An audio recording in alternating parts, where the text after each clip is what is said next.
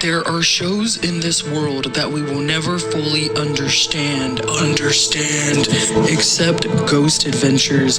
We have watched every episode to build our obsession, our fandom, watching alongside each other because no one we know really gives a damn.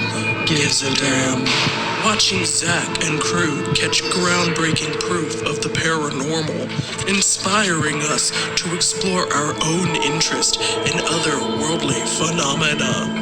This is our podcast.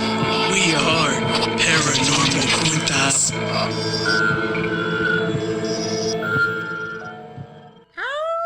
Woo! Hey, everybody! Woo! That felt good. Here we are. Episode 1 officially. Today is the day. It is July 25th, 2020, which is exactly 13 years from the premiere of the original Ghost Adventures documentary. How cool is that? Like, awesome. I'm so glad that we're dropping today, July 25th. Such a big day for us. Yeah. 13 years ago today, we saw that doc and we fell in love with Zach and crew, and it's never been the same since. Life. Never been the same. It's great. But it was in October of 2008, October 17th, 2008. So a whole year and so later, that Travel Channel actually picked up Ghost Adventures to be a show. And that was the episode where they went to Bobby Mackey's Music World, which was an incredible episode. No, yeah. So we're going to Bobby Mackey's, and a little bit about Bobby Mackey. It's actually a honky-tonk nightclub, as exciting as that is. And you can find it in Wilder, Kentucky. Whoop, whoop. Be careful. So if you head out that way, a little bit about Bobby Mackey.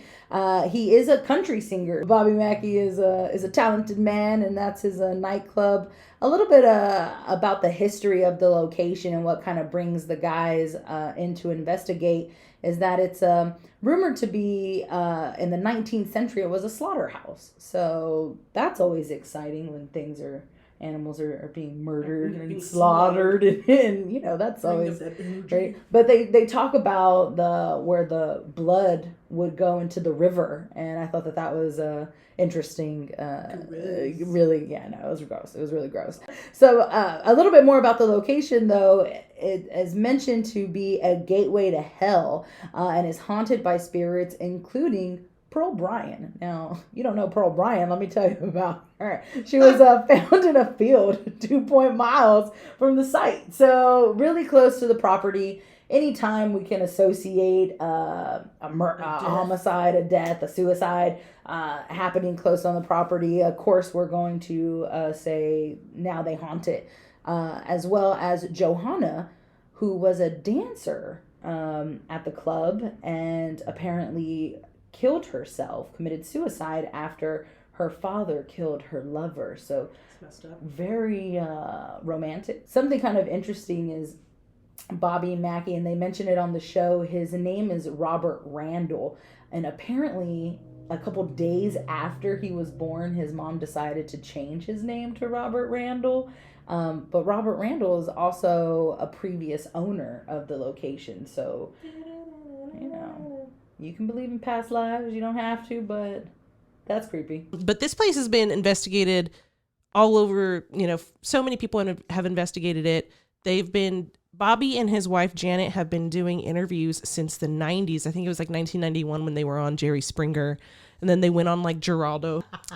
And I think they were on a haunting, Ghost Adventures, of course. And then it wasn't until years later, 2011, when Ghost Hunters went out to Bobby Mackey's.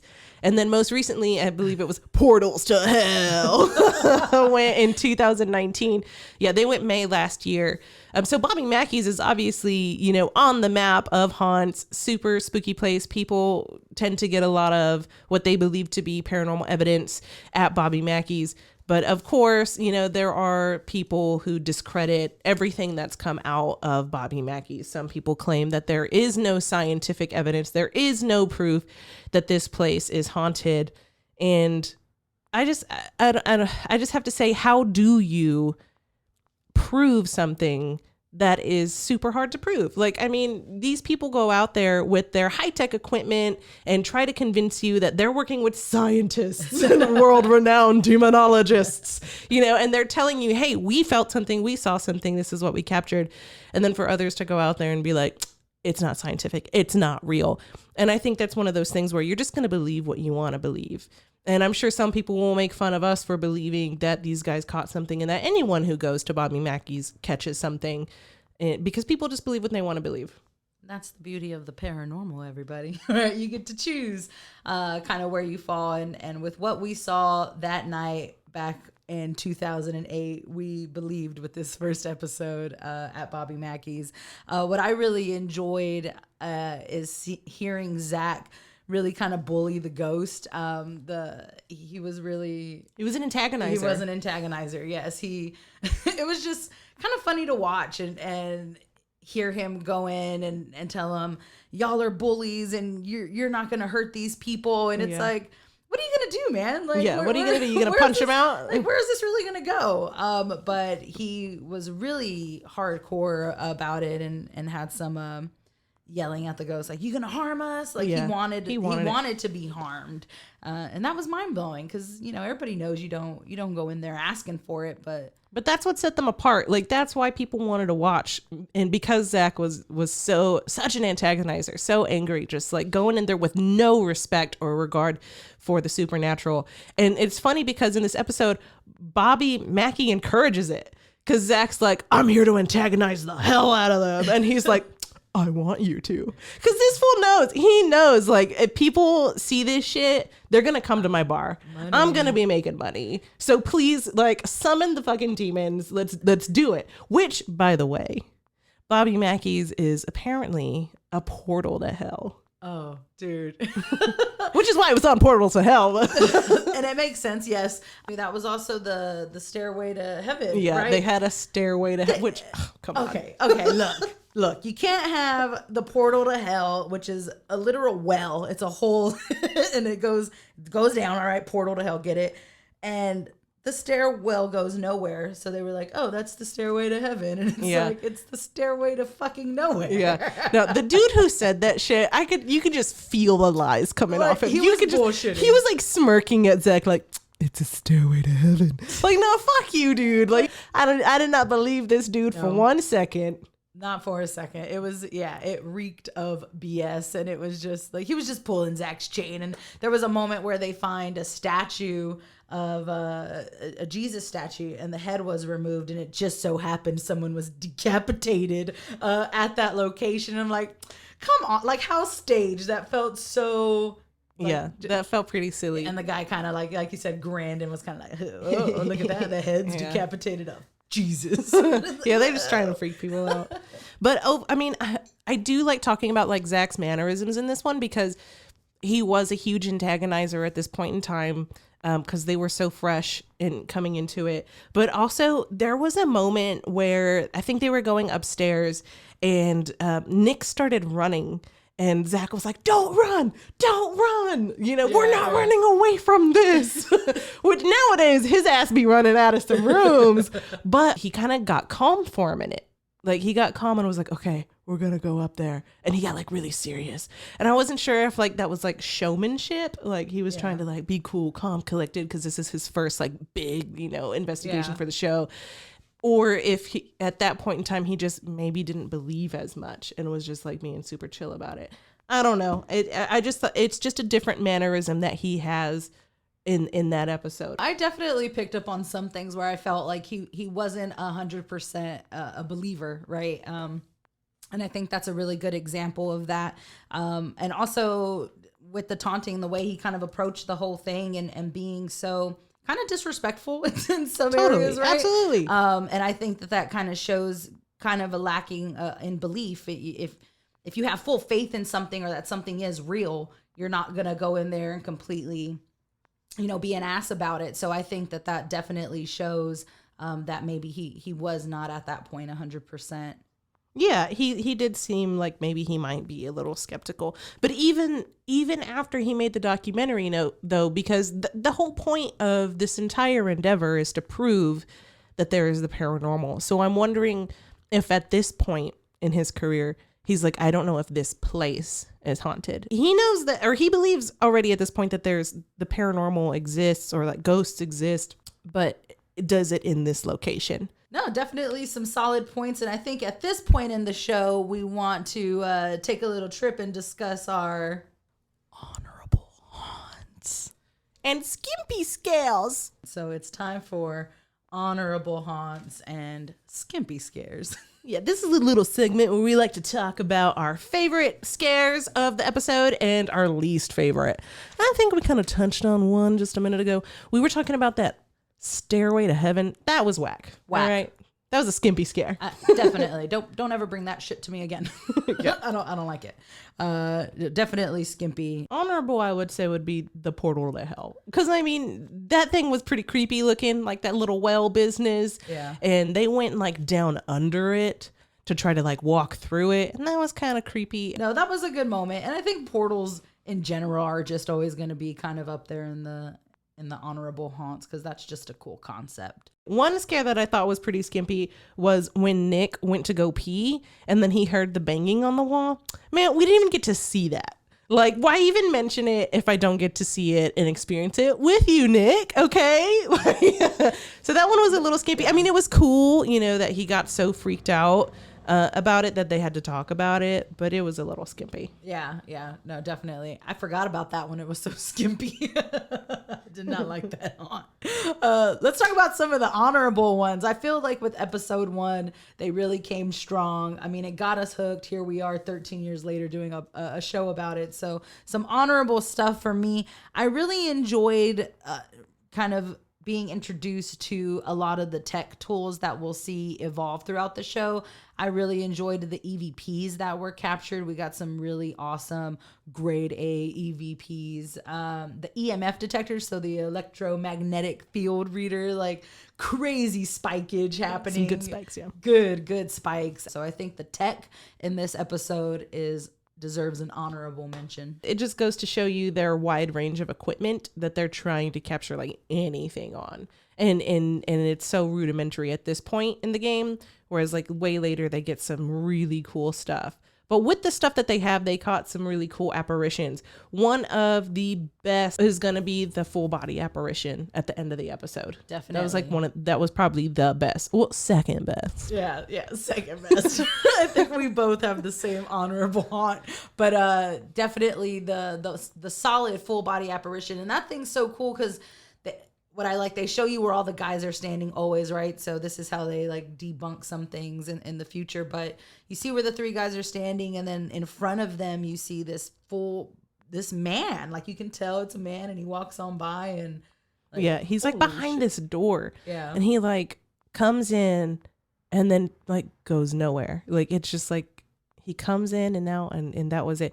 But they were like, oh, it looks like he was wearing a cowboy hat. I didn't see that. Yeah, I didn't see the hat either. But I saw like the head and shoulders, you know? Yeah. If anything, it was just a head and shoulders floating by, but I'll take it. Yeah. But I didn't see the hat. Crazy guys. I thought that was really cool. That was a really, really good piece of evidence. But maybe the best. The best piece of evidence in this episode. Okay, we'll set it up. Zach screaming. Antagonizing demons.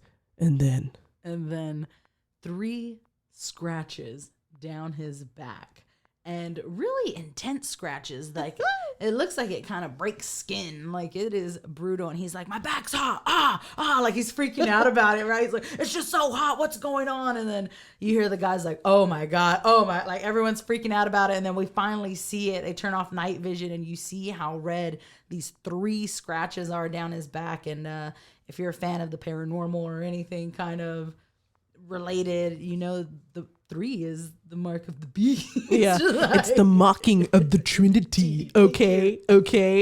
So that's a big deal that he gets 3 scratches down his back, and we get to see a little of that Zach crack. There we go. That's really what we want to talk about. Let's take a second. We saw some Zach crack, and it was epic. It was tone. He's buff. He's very buff. He's got that buff back and that buff crack. Buff Zach back crack. And that's the most honorable mention we've got. That's it. Applause. A round of applause for that. That was great. But no, so those were definitely a lot of our highlights and just a few lowlights. And I feel like in most episodes, it's really just going to be a small handful. Yeah. Most of it's exciting stuff. Oh, another thing though about the Zach crack back scratch was that after he got it, he starts screaming like, "Scratch me on my face!" Yeah. Like, bro, Don't do that. Don't do that. No, nobody asked for that. But how crazy would that have been? If he got a fucking scratch on his he face. got a fucking scratch. Oh man, that would have been great. But Nowadays, you best believe he would not ask for a scratch on the face. not He at had all. something to prove then, you know. He was young and risky. Yeah. Not so much He was these days. totally young. So in this episode, and it's the first episode off the bat, they start talking to priests already. This episode ends with them going to a church to talk to an exorcist. So they go and they tell him, you know, everything they've seen. Zach shows the exorcist footage of the stuff that they've caught. And this guy tells Zach, "You're playing with fire." He tells him No, I was going to say just it's Bishop James Long, right? Our first bishop on the show. And he tells Zach he's playing with fire. And the best part of that is Zach like kind of covers his mouth, but he's smiling. Oh, yeah. He's Like, loving it. He's so pumped that he's fucking with some shit that he shouldn't be messing with. And I think it's so great that they're sitting there in this church and he's being told that. And Bishop's like, "Nah, dude, don't do it." What I really liked in that part was how the bishop mentions that there's a difference between spiritual and physical, right? And you kind of get that warning early on. Zach gets that warning early on, like, hey, what you're doing isn't just going to scratch you. Like, this is going to mess with you mentally. So we definitely get to kind of hear that. And it's like, oh man, it kind of sets up for some of the things we'll see later on. But he told Zach, like, "You're strong physically, but spiritually, yeah, bitch, I don't think you can handle you this." can't handle it. Yeah. And I think that was cool for Zach to hear. Yeah, but Zach totally loved it though. He was like smiling and speaking like, I'm strong. and, but also I like that Zach was like, "This is a calling. I don't think I can stop." And I think that's so true for him because I mean, obviously he hasn't, and he could totally retire by now. That dude's probably super loaded, Yeah. you know, but he keeps doing it, and I think it is a calling. I don't think he will be able to stop until like something really serious happens and he has to. No, I definitely feel the same way. And I think that's why we keep watching it. It doesn't feel less passionate, even though we're 23 seasons in or however many 23. seasons. It's still exciting for us because it's exciting for them. And I think that just kind of speaks to him being invested and having to continue this. So we'll continue our journey as well. Our calling. A lot of things happen on the show. One of the items is Zach and his fashion. Yeah. Zach's fashions that change over the years but are somehow oddly the same. But we love it. We do love We it. hate it.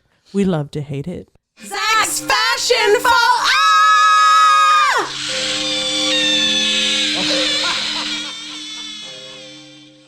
It is that time, everybody, for Zach's fashion faux us. Terrifying. Terrifying. And this will be a segment that we do every episode because if you're a fan of Ghost Adventures, you know that there are some really horrendous fashion moments. And we're going to discuss that. Maybe even scarier than the episode some days. It's true. I think in this episode, the guys come out bold, but in solid colors. Not really much going on. They're in all black, and I can respect it. Solid. They're investigating the paranormal. You can't wear whites or blues. You got to wear black, right? Yeah, total goth, like alt guy business, which I love. I feel like Zach's fashions have like stayed the same, yet somehow changed over the years, and I don't really understand it, but I love it. Yeah, he has a style. He definitely has a style. I mean, at the time we're talking, it's 2008, so we're just coming out of the Jinko stage, I think. So the pants are a little more on the baggy side. Like Definitely. really baggy cargo pants. Yeah. And, They look heavy. oh, so heavy. Like it's so hot in those pants. And the gelled hair. We can't forget the gelled hair, like little spikes coming out at you. It's crazy because they don't go up, they go out. Like he's got like forward. They go forward, and don't get too close to Zach because your eyeballs will get like poked out, and it'll just be brutal. But yeah, the forward spike, you don't see anything like that these days. I don't know. I think we might risk the gouge. Gouge these eyes out, baby. Gouge them. It's true, but It's just general 2008 fashions. Aaron's facial hair. Oh yeah, Aaron's facial hair is awesome. It is so like 90s alt dude. I'm in like a band like Disturbed or like Korn. Like I listen to Godsmack and I love it. I love it. I totally forgot like all about it. And you know what? He still kind of has a goatee, but it's not like as long, you know? Yeah. And that's the length is what gives it that like, you know. Wah! Yeah, the sickness. That's where the sickness lives. Right in the pits of Aaron's goatee.